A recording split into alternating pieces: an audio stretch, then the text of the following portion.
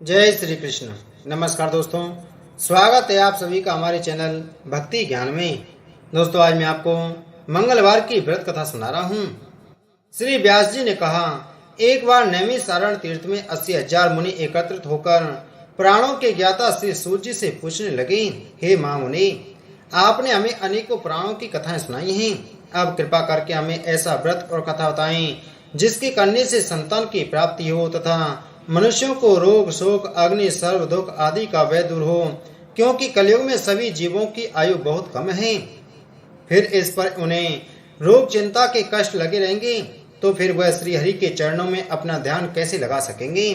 श्री सूर्य जी बोले, हे मुनियों, आपने लोक कल्याण के लिए बहुत ही उत्तम बात पूछी है। एक बार युधिष्ठिर ने भगवान श्री कृष्ण से लोक कल्याण के लिए यही प्रश्न किया था। भगवान श्री कृष्ण और युधिष्ठिर का संवाद तुम्हारे सामने कहता हूँ, ध्यान देकर सुनो। एक समय पांडवों की सभा में श्री कृष्ण जी बैठे हुए थे। तब युधिष्ठिर ने भगवान श्री कृष्ण से प्रश्न किया, हे प्रभु नंद नंदन गोविंद, आपने मेरे लिए अनेकों कथाएं सुनाई हैं। आज आप कृपा करके ऐसा व्रत या कथा सुनाएं जिसके करने से मनुष्य को रोग चिंता का भय समाप्त हो और उसको पुत्र की प्राप्ति हो। हे प्रभु, बिना पुत्र के जीवन व्यर्थ है। पुत्र के बिना मनुष्य नरकगामी होता है। पुत्र के बिना मनुष्य पितृ ऋण से छुटकारा नहीं पा सकता और न ही उसका पुण्यक नामक नरक से उद्धार हो सकता है। अतः पुत्रदायक व्रत बतलाइए। श्री कृष्ण भगवान बोले, हे राजन, मैं एक प्राचीन इतिहास सुनाता हूँ, आप उसे ध्यान पूर्वक सुनो। कुंडलपुर नामक एक नगर था। उसमें नंदा नामक एक ब्राह्मण रहता था। भगवान की कृपा से उसके पास सब कुछ था, फिर भी वह दुखी था। इसका कारण यह था कि ब्राह्मण की स्त्री सुनंदा के कोई संतान न थी। सुनंदा पतिव्रता थी, भक्ति पूर्वक श्री हनुमान जी की आराधना करती थी। मंगलवार के दिन व्रत करके अंत में भोजन बनाकर हनुमान जी का भोग लगाने के बाद स्वयं भोजन करती थी। एक बार मंगलवार के दिन ब्राह्मणी गृह कार्य की अधिकता के कारण हनुमान जी को भोग न लगा सकी, तो इस पर उसे बहुत दुख हुआ। उसने कुछ भी नहीं खाया और अपने मन में यह प्रण किया कि अब तो अगले मंगलवार को ही हनुमान जी का भोग लगाकर अन्न जल ग्रहण करूंगी। ब्राह्मणी सुनंदा प्रतिदिन भोजन बनाती, श्रद्धा पूर्वक पति को खिलाती, परंतु स्वयं भोजन नहीं करती और मन ही मन श्री हनुमान जी की आराधना करती थी। इसी प्रकार 6 दिन गुजर गई और ब्राह्मणी सुनंदा अपने निश्चय के अनुसार भूखी प्यासी निराहार रही। अगले मंगलवार को ब्राह्मणी सुनंदा प्रातः काल ही बेहोश होकर गिर पड़ी। ब्राह्मणी सुनंदा की इस असीम भक्ति के प्रभाव से श्री महावीर जी श्री हनुमान जी बहुत प्रसन्न हुए और प्रकट होकर बोले, सुनंदा, मैं तेरी भक्ति से बहुत प्रसन्न हूँ, तू उठ और वर मांग। सुनंदा अपने आराध्य देव श्री हनुमान जी को देखकर आनंद की अधिकता से विह्वल हो श्री महावीर जी के चरणों में गिर पड़ी और बोली, हे प्रभु, मेरी कोई संतान नहीं है, कृपा करके मुझे संतान प्राप्ति का आशीर्वाद दें, आपकी अति कृपा होगी। श्री महावीर जी बोले, तेरी इच्छा पूर्ण होगी, तेरे एक कन्या पैदा होगी, उसके अष्टांग प्रतिदिन सोना दिया करेंगी। इस प्रकार कहकर श्री महावीर जी हनुमान जी महाराज अंतर ध्यान हो गई। ब्राह्मणी सुनंदा बहुत हर्षित हुई और सभी समाचार अपने पति से कहा। ब्राह्मण देव कन्या का वरदान सुनकर कुछ दुखी हुए, परंतु सोना मिलने की बात सुनी तो बहुत प्रसन्न हुए।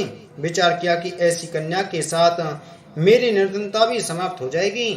श्री महावीर जी की कृपा से वह ब्राह्मणी गर्भवती हुई और 10वें महीने में उसे एक बहुत ही सुंदर पुत्री प्राप्त हुई। यह बच्ची अपने पिता के घर में ठीक उसी तरह से बढ़ने लगी जिस प्रकार शुक्ल पक्ष का चंद्रमा बढ़ता है। 10वें दिन ब्राह्मण ने उस बालिका का नामकरण संस्कार कराया। उसके कुल पुरोहित ने उस बालिका का नाम रत्नावली रखा, क्योंकि यह कन्या सोना प्रदान किया करती थी। इस कन्या ने पूर्व जन्म में बड़े ही विधान से मंगलदेव का व्रत किया था। रत्नावली का अष्टांग बहुत सा सोना देता था। उस सोने से नंदा ब्राह्मण बहुत ही धनवान हो गया। अब ब्राह्मणी भी बहुत अभिमान करने लगी थी। समय बीतता रहा। अब रत्नावली 10 वर्ष की हो चुकी थी। एक दिन जब वह नंदा ब्राह्मण प्रसन्नचित्त था, तब सुनंदा ने अपने पति से कहा, मेरी पुत्री रत्नावली विवाह के योग्य हो गई है, अतः आप कोई सुंदर तथा योग्य वर देखकर इसका विवाह कर दें। यह सुनकर ब्राह्मण बोला, अभी तो रत्नावली बहुत छोटी है। तब ब्राह्मणी बोली, शास्त्रों की आज्ञा है कि कन्या 8वें वर्ष में, गौरी 9 वर्ष में, रोहिणी 10वें वर्ष में, कन्या इसके पश्चात रजस्वला हो जाती है। गौरी के दान से पाताल लोक की प्राप्ति होती है, रोहिणी के दान से वैकुंठ लोक की प्राप्ति होती है कन्या के दान से इंद्रलोक में सुखों की प्राप्ति होती है। अगर हे पतिदेव रजस्वला का दान किया जाता है तो घोर नरक की प्राप्ति होती है। इस पर ब्राह्मण बोला, अभी तो रत्नावली मात्र 10 ही वर्ष की है और मैंने तो 16-16 साल की कन्याओं के विवाह कराए हैं, अभी जल्दी ही क्या है। तब ब्राह्मणी सुनंदा बोली, आपको तो लोभ अधिक हो गया लगता है। शास्त्रों में कहा गया है कि माता पिता और बड़ा भाई रजस्वला कन्या को देखते हैं तो अवश्य ही नरकगामी होते हैं। तब ब्राह्मण बोला, अच्छी बात है, कल मैं अवश्य ही योग्य वर की तलाश में अपना दूत भेजूंगा।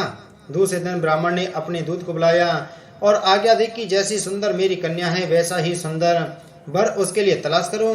दूत अपने स्वामी की आज्ञा पाकर निकल पड़ा। पंपई नगर में उसने एक सुंदर लड़के को देखा। यह बालक एक ब्राह्मण परिवार का बहुत गुणवान पुत्र था। इसका नाम सोमेश्वर था। दूत ने इस सुंदर व गुणवान ब्राह्मण पुत्र के बारे में अपने स्वामी को पूर्ण विवरण दिया। ब्राह्मण नंदा को भी सोमेश्वर अच्छा लगा और फिर 100 मुहूर्त में विधि पूर्वक कन्यादान करके ब्राह्मण ब्राह्मणी संतुष्ट हुए। परंतु ब्राह्मण के मन तो लोभ समाया हुआ था। उसने कन्यादान तो कर दिया था पर वह बहुत खिन्न भी था। उसने विचार किया कि रत्नावली तो अब चली जाएगी और मुझे इससे जो सोना मिलता था वह अब मिलेगा नहीं। मेरे पास जो धन था कुछ तो इसके विवाह में खर्च हो गया और जो शेष बचा है वह भी कुछ दिनों के पश्चात समाप्त हो जाएगा। मैंने तो इसका विवाह करके बहुत बड़ी भूल कर दी है। अब कोई ऐसा उपाय हो कि रत्नावली मेरे घर में ही बनी रहे, अपनी ससुराल न जावे। लोभ रूपी राक्षस ब्राह्मण के मस्तक पर छाता जा रहा था। रात भर अपनी सैया पर बेचैनी से करवटें बदलते बदलते उसने एक बहुत ही क्रूर निर्णय लिया। उसने विचार किया कि जब रत्नावली को लेकर उसका पति सोमेश्वर अपने घर के लिए जाएगा तो वह मार्ग में छिपकर सोमेश्वर का वध कर देगा और अपनी लड़की को अपने घर ले आवेगा, जिससे नियमित रूप से उसे सोना भी मिलता रहेगा और समाज का कोई मनुष्य उसे दोष भी नहीं दे सकेगा। प्रातः काल हुआ तो नंदा और सुनंदा ने अपने जमाई तथा लड़की को बहुत सारा धन देकर विदा किया। सोमेश्वर अपनी पत्नी रत्नावली को लेकर ससुराल से अपने घर की तरफ चल दिया। ब्राह्मण नंदा महालोक के वशीभूत हो अपनी मति खो चुका था। पाप पुण्य का उसे कुछ विचार न रहा था। अपने भयानक व क्रूर निर्णय को कार्य रूप देने के लिए उसने अपने दूत को मार्ग में अपने जमाई का वध करने के लिए भेज दिया था, ताकि रत्नावली से प्राप्त होने वाला सोना उसे हमेशा मिलता रहे और वो कभी निर्धन न हो। ब्राह्मण के दूत ने अपने स्वामी की आज्ञा का पालन करते हुए उसके जमाई सोमेश्वर का मार्ग में ही वध कर दिया। समाचार प्राप्त कर ब्राह्मण नंदा मार्ग में पहुंचा और रुदन करती अपनी पुत्री रत्नावली से बोला, हे पुत्री, मार्ग में लुटेरों ने तेरे पति का वध कर दिया है। भगवान की इच्छा के आगे किसी का कोई वश नहीं चलता है। अब तू घर चल, वहां पर ही रहकर शेष जीवन व्यतीत करना। जो भाग में लिखा है वही होगा। अपने पति की अकाल मृत्यु से रत्नावली बहुत दुखी हुई। करुण क्रंदन व रोदन करते हुए अपने पिता से बोली, हे पिताजी, इस संसार में जिस स्त्री का पति नहीं है उसका जीना व्यर्थ है। मैं अपने पति के साथ ही अपने शरीर को जला दूंगी और सती होकर अपने इस जन्म को माता पिता के नाम को तथा सास ससुर के यश को सार्थक करूंगी। ब्राह्मण नंदा अपनी पुत्री रत्नावली के वचनों को सुनकर बहुत दुखी हुआ। विचार करने लगा, मैंने व्यर्थ ही जमाई वध का पाप अपने से लिया। रत्नावली तो उसके पीछे अपने प्राण तक देने को तैयार है।